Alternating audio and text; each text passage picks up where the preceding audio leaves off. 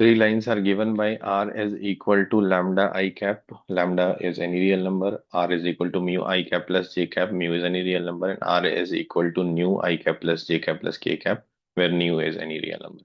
Let the lines cut the plane x plus y plus z equal to 1 at the point ABC. Then area of triangle ABC we need to find, and then further 6 times area of triangle का whole square मुझे चाहिए।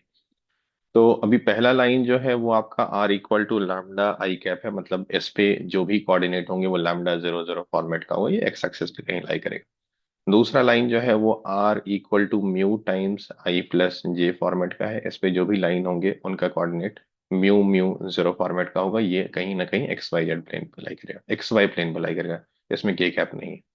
और तीसरा line है r is equal to nu times i cap plus j cap plus k cap. तो यहाँ पे जो भी पॉइंट होंगे उनका कोऑर्डिनेट न्यू न्यू न्यू इस तरह से होगा। अब वी भी बोल सकते हैं, अगर आपको वी जैसा दिख रहा है तो वी हो जाएगा यहाँ। अब क्या है कि ये पहला लाइन जो है ना प्लेन को कट कर रहा है पॉइंट ए पे। तो इस पॉइंट को आप प्लेन में रख दीजिए। कभी भी अगर आपको प्लेन और लाइन का पॉइंट ऑफ इंटरसेक्शन चाहिए होता है तो लाइन पर का हम जनरल पॉइंट लेते हैं और क्या करते हैं, उसको प्लेन में रख देते हैं, तो आपको उसका कोऑर्डिनेट मिल जाता है। तो जैसे हम लैम्डा यहाँ पे रखेंगे, lambda plus zero is equal to 1, तो आपको मिल जाएगी लैम्डा की वैल्यू 1। इसका मतलब पॉइंट ए का जो कोऑर्डिनेट है वो 1 0 0 हो गया। देन आप दूसरे लाइन के लिए म्यू म्यू और जीरो रख देंगे, x plus y plus z is equal to 1, तो यहाँ से म्यू की वैल्यू हाफ हो गई और बी पॉइंट का कोऑर्डिनेट हो गया हाफ कॉमा जीरो। सिमिलरली आप सी पॉइंट के लिए ये कोऑर्डिनेट रख देंगे, nu plus nu is equal to 1, that gives you nu is equal to 1/3।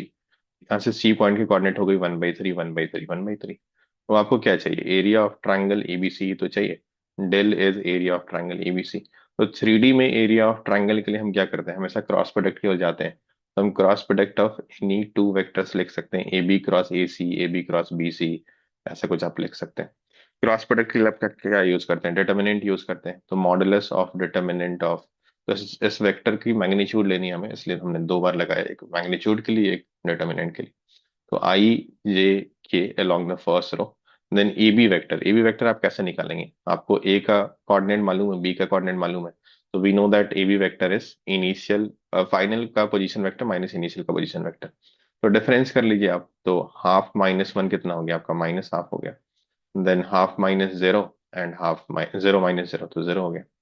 फिर AC के लिए आप C का पोजीशन वेक्टर माइनस A का पोजीशन वेक्टर करेंगे। तो 1/3 -1 -2/3, देन 1/3 एंड 1/3। तो आप ऐसा करिए कि 1/2 और 1/3 अलोंग द सेकेंड रो और second column, third row, sorry second row and third row से आप 1/2 1/3 कॉमन ले लीजिए। फिर आपके पास बचेगा क्या, magnitude of determinant value of I J K -1 1 0। ये कॉमन लेना कंपलसरी नहीं है, just to make the calculation simple मैंने कॉमन लिया है। अब इसको देखिए कितनी वैल्यू आ रही है, 1/12 टाइम्स आई कॉम्पोनेंट में आपका कितना हो गया, 1 हो गया, तो आई कैप हो गया। फिर जे कॉम्पोनेंट में कितना हो गया, -1, इट विल चेंज टू +1 क्योंकि इसका इंटरनल साइन नेगेटिव होता है। देन के कैप विल बी -1 +2, तो ये के कैप हो गया। तो इसका आपको क्या लेना था, मैग्नीट्यूड लेना था। तो आई प्लस जे प्लस के का मैग्नीट्यूड ऑफ कोर्स √1² + 1² + 1² √3/12 हो जाएगा। और आपको 6 से मल्टीप्लाई करना था, तो ये √3/2 हो जाएगा, और इसका स्क्वायर ले लेना हमें। तो √3/2 का स्क्वायर आपके पास 3/4 हो जाएगा, वच है 0.75।